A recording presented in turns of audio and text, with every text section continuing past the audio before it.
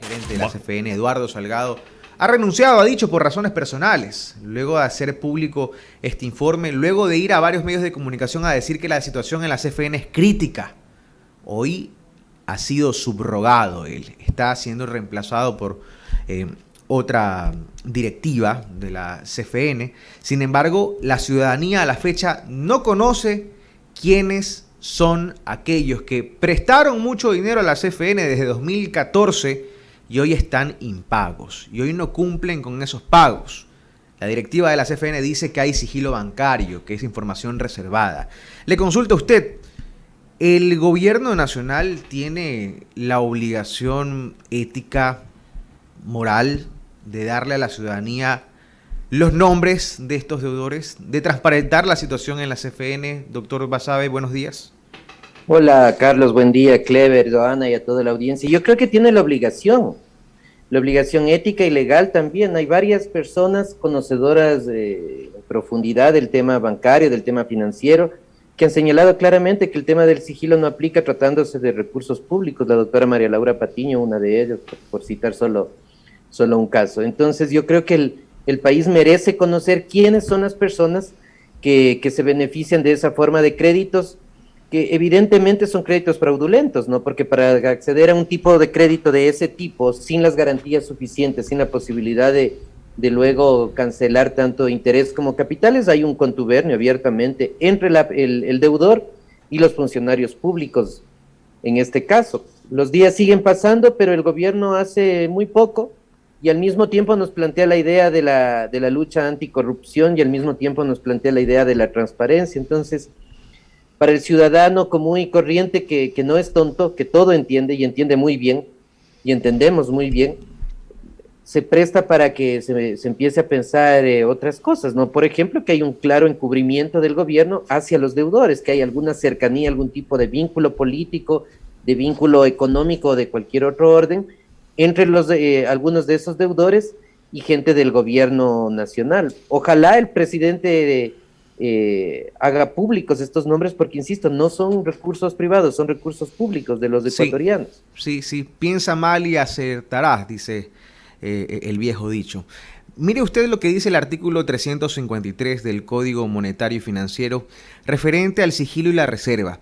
Los depósitos y demás captaciones de cualquier naturaleza que reciban las entidades del sistema financiero nacional están sujetos a sigilo, por lo cual no se podrá proporcionar información alguna relativa a dichas operaciones, sino a su titular o a quien haya sido expresamente autorizado por él o a quien lo represente legalmente. Pero en la última línea de este artículo, el 353, dice claramente, en una sola línea, no se aplicará el sigilo ni reserva a los recursos de las entidades del sector público. Entonces aquí no hay dónde perderse, doctor Basabe.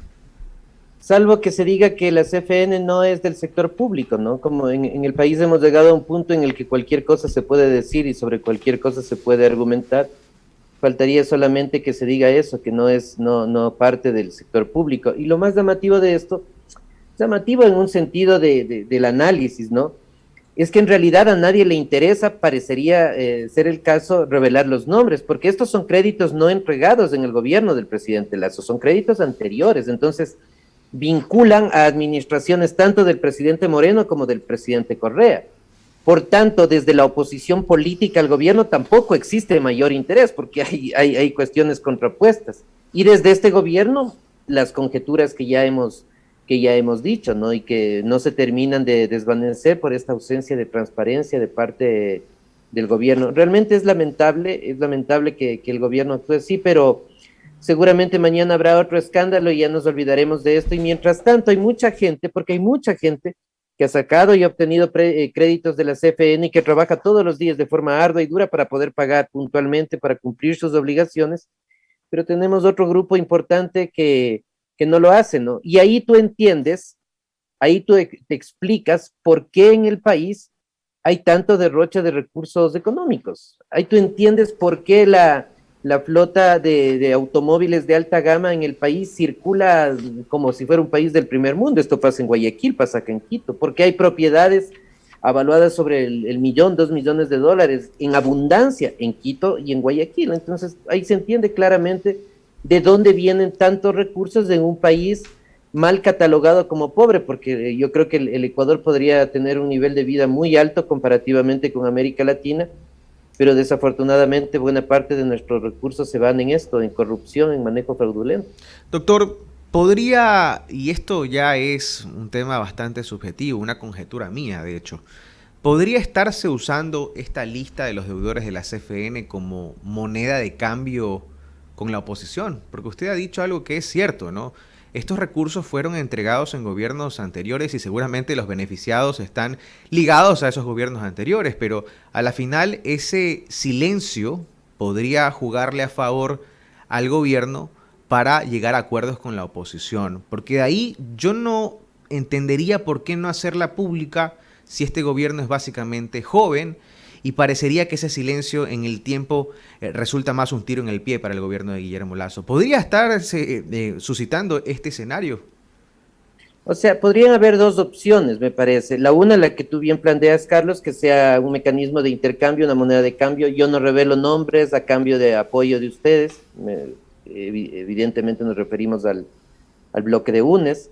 Y la otra conjetura que tampoco se la puede descartar es que dentro de la lista, más allá de que los créditos sean otorgados en gobiernos anteriores, existe gente cercana a este gobierno que se benefició. Sabemos bien que dentro de la CFN, en las administraciones anteriores, porque es solo cuestión de revisar, y ustedes como periodistas críticos y buscadores de la verdad que son, deben saber, están claros los nombres de quienes administraron la CFN y quienes estuvieron en el gobierno tanto del señor Correa como también del señor Moreno, y que no han sido tocados absolutamente, ni por la más mínima denuncia a lo largo de estos más de 10 años, casi 15 años.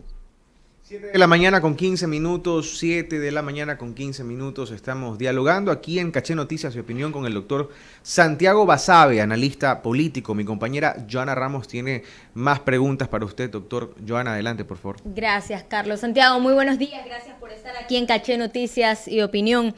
Quería cambiar de tema. El día de ayer el presidente de la República, Guillermo Lasso, en su habitual conversatorio con algunos representantes de los medios de comunicación, habló de intentos de desestabilizar al Estado, a la democracia.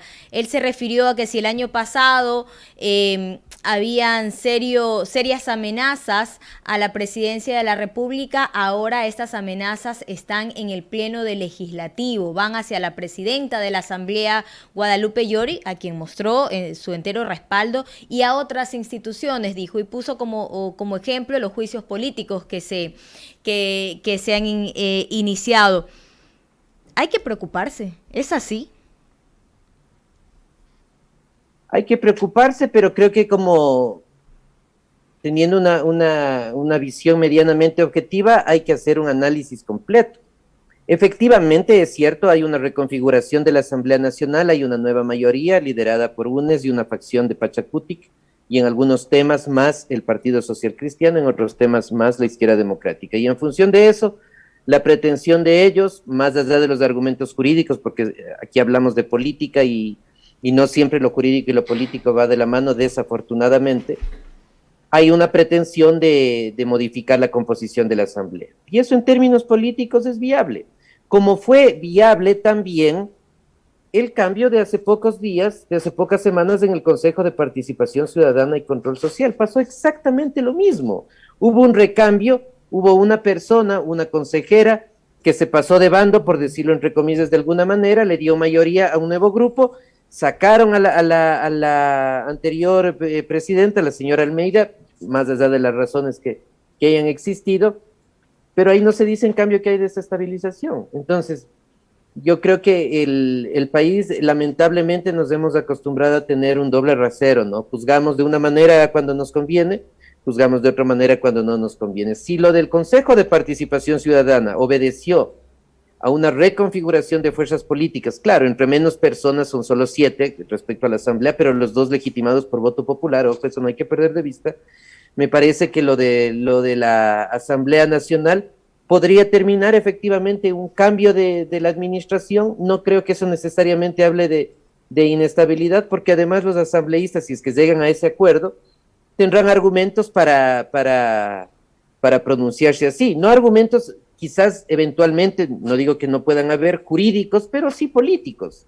pero sí evidentemente políticos. Entonces, yo creo que ahí hay un movimiento y no creo que eso necesariamente implique inestabilidad, sino que el escenario político ahora está así y UNES con esta porción de la bancada de Pachacuti asume una posición inmejorable en términos políticos porque podrá negociar algunos proyectos, estos dos partidos, UNES y Pachacuti, en algunas cosas con el Partido Social Cristiano y conseguir mayorías, en otras cosas negociar con Izquierda Democrática y conseguir mayorías, lo cual le pone en términos políticos favorables para ellos, desde luego, en una posición inmejorable y creo que el gobierno ahora tiene serios apuros en ese tema, más aún si sabemos que ayer llegó el proyecto de ley de reformas económicas.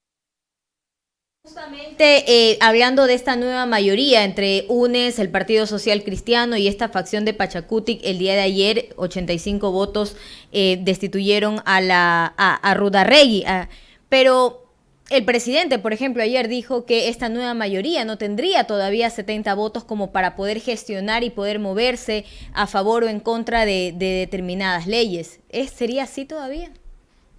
O sea, yo creo que hay un grupo más consolidado, insisto, que es UNES y esta facción de Pachacutic. No les alcanza los 70 votos, desde luego. Necesitan votos social cristianos o necesitan votos de la izquierda democrática, que también aparece ya dividida ahora mismo en muchas de las votaciones. Entonces yo creo que ahí hay un cabildeo político importante en estos días. Los unos para conseguir los pocos votos que les hace falta para una mayoría y el gobierno seguramente intentando resolver a su favor esos votos que le podrían echar abajo este proyecto económico. Yo creo que hay una negociación que está en estos días, hay la disputa por la Contraloría General del Estado, que en países tan corruptos como el Ecuador es un cargo mucho más importante que ser magistrado de una corte, mucho más importante que ser ministro, mucho más importante que ser asambleísta, y ahí está la puja política, la negociación política entre dos sectores que están disputándose espacios de poder y eso se va a resolver seguramente en las próximas semanas.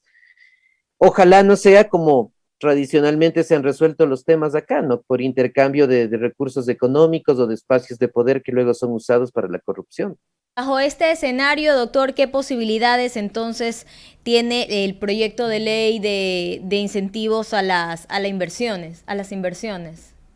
Yo creo que tiene posibilidades en algunos temas más que en otros. Me parece que hay algunos espacios de ese proyecto de ley donde el Partido Social Cristiano podría apoyar eventualmente, otros en los que tendría ciertos resquemores y quizás los votos serían en contra. La izquierda democrática podría apoyar en unos temas, en otros menos. Con la izquierda democrática también es difícil saber cómo va a votar, no tienen tanto fraccionamiento interno que nunca se sabe bien hacia dónde van a girar sus votos. Y seguramente desde UNES y desde Pachacuti la oposición será abierta. Desde una parte de Pachacuti, el ala no oficial de la presidenta de la Asamblea, me refiero. Entonces va a ser una disputa muy fuerte y lo que temo es que al final tengamos una ley, si es que se las llega a aprobar, en la que existan posiciones de diversos partidos, no necesariamente en la misma línea, y que tengamos una ley incoherente, contradictoria y que le afecte al país finalmente. Economista, usted siga, por favor. 7 de la mañana, 21 minutos. Santiago, esta es una radio, y una radio costeña, y puede traer un término eminentemente manabita. Cuando alguien lo mataron, dice, ¿y quién se comió esa corvina? ¿Ya? Y la pregunta que yo le hago a Santiago Basabe, ¿de quién es la corvina?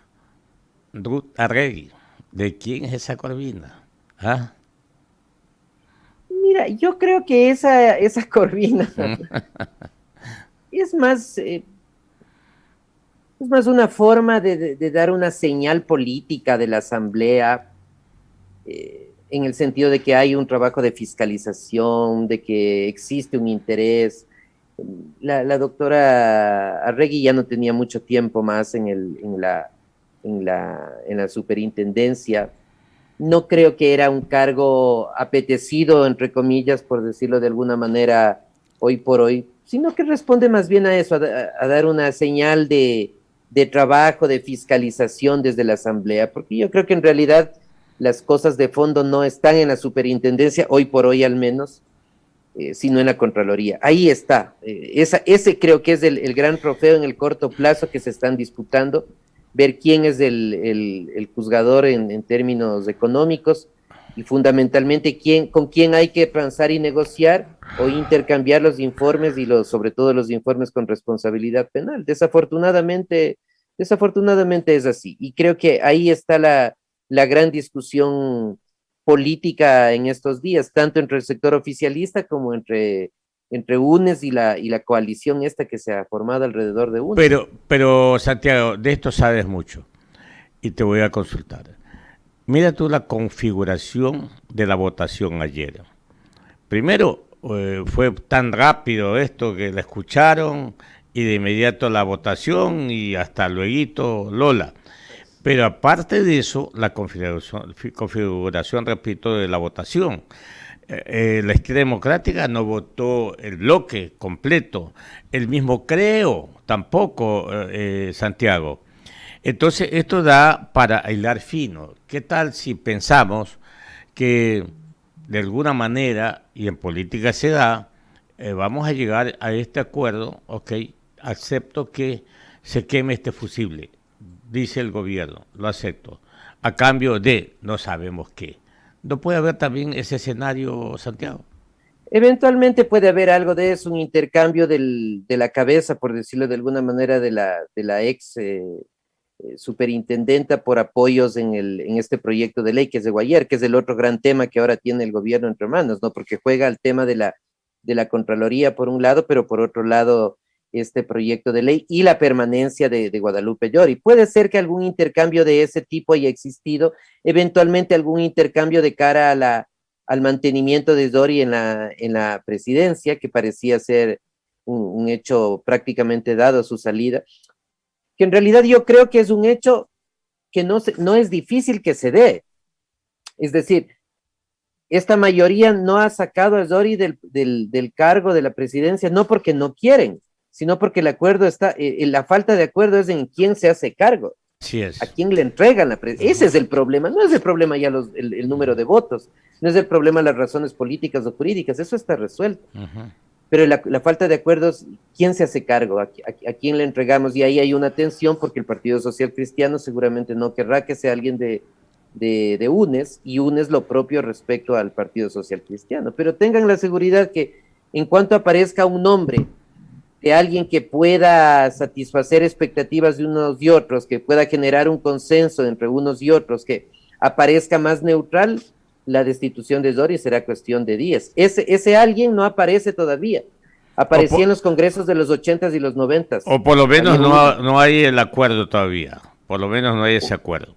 O por lo menos no hay ese acuerdo todavía, sí. Pero ahí están buscando algún nombre. Ahora, en otro orden, en otro tema, pero en el mismo orden, que es el político, Santiago, que es en este momento el pan de cada día, la situación política, desde la Asamblea Nacional al Ejecutivo, y por ahí también se mezcla un poco lo judicial. El presidente llegó con una aceptación de 77% luego de posesionarse, más o menos. Hoy se habla de 30%, se habla de 40%, pero el politólogo Santiago Basabe tiene su criterio, su concepto. ¿En qué orden va de aceptación y qué iniciativas debe tomar el mismo presidente de la República para mejorar esa aceptación de parte del pueblo ecuatoriano? Mira, Clever, la pregunta es bien interesante porque yo creo que, no sé si existan, me parece que no, mediciones a partir de fines del mes de enero. ¿Y por qué digo fines del mes de enero? Porque en enero, y a ustedes les habrá pasado, llegaron los roles de pagos de las personas que tienen dependencia laboral, y ahí se notó claramente la reforma tributaria. Y me parece que en ese espacio, o a partir de este hecho, en muchos sectores de la clase media fundamentalmente ha descendido el apoyo al gobierno de forma importante, porque se le está afectando al bolsillo. Maquiavelo decía hace tantos siglos ya que un buen político incluso puede tocar a la esposa o a la pareja del otro, pero no afectarle al bolsillo nunca, porque eso la gente no perdona. Eso. Me parece que eso tiene plena vigencia hasta ahora, y yo creo que en las clases medias, sobre todo el gobierno, ha sufrido una afectación importante por este tema de la reforma tributaria. Y lo que es paradójico, además, la población en general ponemos los ojos en el gobierno, sin detenernos a pensar que es el gobierno en alianza con UNES los que generaron esta ley, porque esa ley es un resultado de ambos partidos, si no, no era posible. Pero obviamente la gente observa al gobierno. Entonces yo creo que en clases medias el gobierno está perdiendo mucho apoyo, y a eso se suma el tema con el que empezamos esta conversación con Carlos, del tema de la CFN, por ejemplo. Entonces, la gente dice, a mí me descuentan una parte importante de mi sueldo para pagar impuestos y quiero ser solidario con el país y quiero colaborar, pero al mismo tiempo hay un grupo de sinvergüenzas que se benefician en más de 700 millones y ahí no pasa nada. Entonces, eso genera hartazgo entre la gente, genera molestia, y frente a esa molestia hay un caudillo que está ahí con la posibilidad de establecer un discurso mesiánico y con la posibilidad de cada vez irse fortaleciendo más.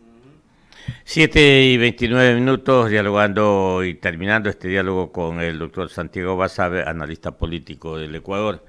Santiago, bueno, respecto a esto del príncipe, te la digo la más fácil acá. Dice, a mí insúltame la madre, a mí dime cachudo, lo que tú quieras, menos no me toques el bolsillo. Así es sencillo. Así es. ¿Ya?